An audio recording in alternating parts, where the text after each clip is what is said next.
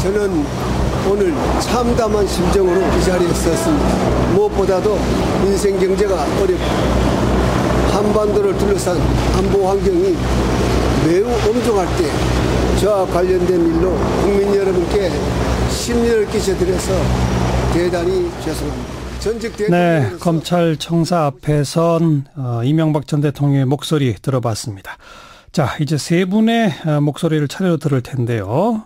주진우 기자, 노회찬 원내대표, 그리고 이재호 전 의원입니다. 먼저 시사인의 주진우 기자, 안녕하세요.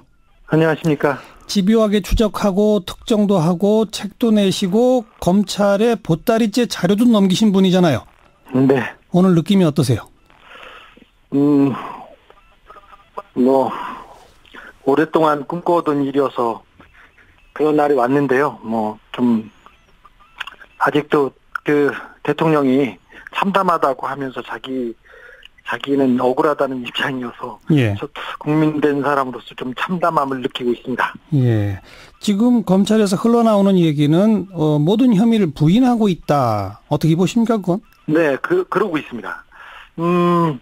그런데 그 혐의가 뇌물, 그다음에 조세 포탈, 횡령 배임, 직권 남용, 그다음에 공직선거법상 대통령 기록물법 위반, 혐의가 이렇게 많은데 예. 범죄 혐의가 거의 소명된 상태에서 이 전 대통령을 소환했어요. 예. 그런데 지금 이렇게 계속 부인하는 것은 굉장히 거짓말을 하고 있는 것이 한번 조서에 남음으로써 본인한테 불리할 텐데 예.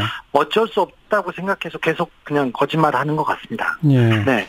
거의 혐의가 소명된 상태에서 소환됐다라고 주장하시는 근거는 뭐죠? 뇌물 혐의 하나만 보더라도 뇌물을 줬다는 사람하고 받았다는 사람이 다 증언하고 있고요. 예. 증거를 갖다 제출했어요. 예.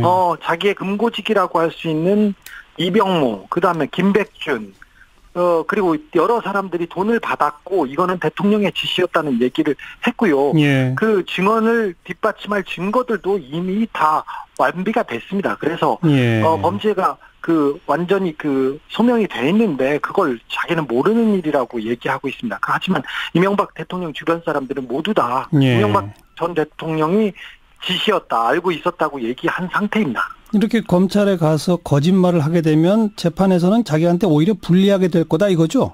그렇습니다. 그럼에도 불구하고 이럴 수밖에 없다? 네. 범죄 혐의가 너무 크고 많아요. 예, 예. 네, 이런 말을 검사들이나 수사관들은 쓰는데 지저분합니다. 더러워서 볼 수 없다고 얘기하는데 너무 지저분해가지고요. 그래서 인정하기 어려울 겁니다. 그런데 이렇게 부인하면 예. 사실 이명박 전 대통령한테 변수가 하나 있었어요. 구속을 좌우하는 변수가 하나가 뭐죠? 이명박 전 대통령께서 모든 죄를 인정하고 시인하고 예. 잘못했다고 사과하는 경우입니다. 그러면 예. 증거인멸이나 도주, 부인의 혐의가 없기 때문에 마지막 구속의 고려 대상이었는데 이걸 본인께서 지금 부인함으로써 아하. 검찰의 머리를 깨끗하게 해주는 것도 있습니다. 사실 마지막 변수였습니다. 이렇게 부인하게 되면 검찰이 아주 그냥 편하게 구속영장 청구로 간다 이 말이군요. 네, 그렇습니다. 네. 네. 전직 혐의가 이렇게 범죄 혐의가 이렇게 다 드러나고 예. 증명됐는데 예. 부인하면 그럴 수밖에 없습니다. 예. 전직 대통령으로서 할 얘기가 많지만 말을 아껴야 한다고 스스로 다짐하고 있다. 그 다짐의 의미가 뭘까요? 좀 억울한 것처럼 이렇게 계속 얘기하고 네. 부인하고 있는데 사실 범죄자가 범죄를 저지르다가 걸렸어요. 경찰에 걸렸어요. 근데 예. 잡혔는데 자기가 잘못한 거를 인정해야지. 예. 지금 나를 잡은 경찰을 지금 나무라고 있어서 예. 좀 적반하장이라고 볼 수 있습니다. 예. 변호사 비용도 없다는 주장 어떻게 보십니까? 사실 이명박 전 대통령이 변호인단을 꾸렸는데 변호인단을 자기네가 생각하는 만큼 꾸릴 수가 없었어요. 꾸리지 못했어요. 그 이유가 돈 때문은 맞습니다. 예. 그런데 돈이 없어서가 아니라 이명박 전 대통령 측에서 계속 돈을 깎으려다가 그 변호사들이 거부했다고 저는 그렇게 알고 있습니다. 그래서 돈을 마지막까지 이렇게 안 쓰시려고 하는 각각 이명박 전 대통령의 절약 정신 거기에 대해서는 다시 한번 인정하는 바고요. 돈이 없어서가 아니라 마지막까지 자기 돈을 쓰기 싫어하는 이거는 이명박 대통령의 특성입니다. 예. 박근혜 전 대통령 구속되고 검찰 나갈 때는 거리에 많은 시민들이 그나마 지지자들이 있었는데 오늘은 없었습니다. 이건 어떻게 보세요? 이명박 전 대통령의 범죄 혐의와 그리고 범죄 혐의가 드러나면서 국민들이 특별히 지지자들이 없고요. 이명박 대통령은 좀 부끄러워하세요, 사람들이. 네. 특별히 이명박 대통령을 찍었던 사람들도. 그런데 지금 드러난 횡의만으로도 그런데 앞으로 더 많이 드러날 거거든요. 사실은 뇌물 혐의가 100억 원대라고 하는데 그보다 훨씬 더 많고요. 그다음에 횡령 액수도 훨씬 크고요. 조세 포탈도 1000억대 가깝게 나올 거예요. 그래서 혐의가 드러나면서 이명박 전 대통령은 더 주변 사람들을 잃게 될 것입니다. 네. 그때 주진우 기자가 집요하게 추적해서 그 저수지를 파헤쳐 보려고 한 그거는 예를 들면 자원외교 4대강 등등 훨씬 더 크잖아요. 네네. 아직 거기까지는 못 간 거잖아요. 그렇습니다. 제가 이명박 추격기가 출간되고 첫 번째로 인터뷰한 곳이 이곳인데요. 저희 시사자키죠. 예. 네.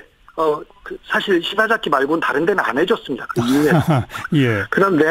그런데 그 중에서 국정원 특수활동비 그리고 자는 횡령 그리고 다 쓰는 누구 것 몇 가지만 지금 증명이 됐습니다. 특별히 이명박 전 대통령이 다스 실소유자가 이미 특정되면서 그와 관련된 범죄 혐의만 지금 입증이 됐고요.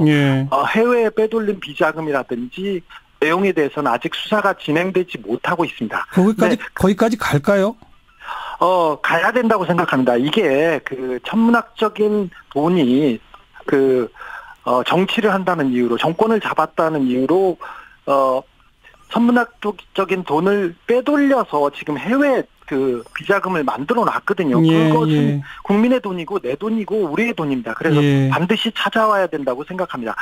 이 수사가 어느 정도 완결되고 이명박 전 대통령이 구속되면 그 다음은 이명박 전 대통령의 비자금을 찾는 것이 검찰의 목표가 될 것입니다. 여기까지 듣죠. 고맙습니다. 네. 시사인의 주진우 기자 목소리 들어봤고.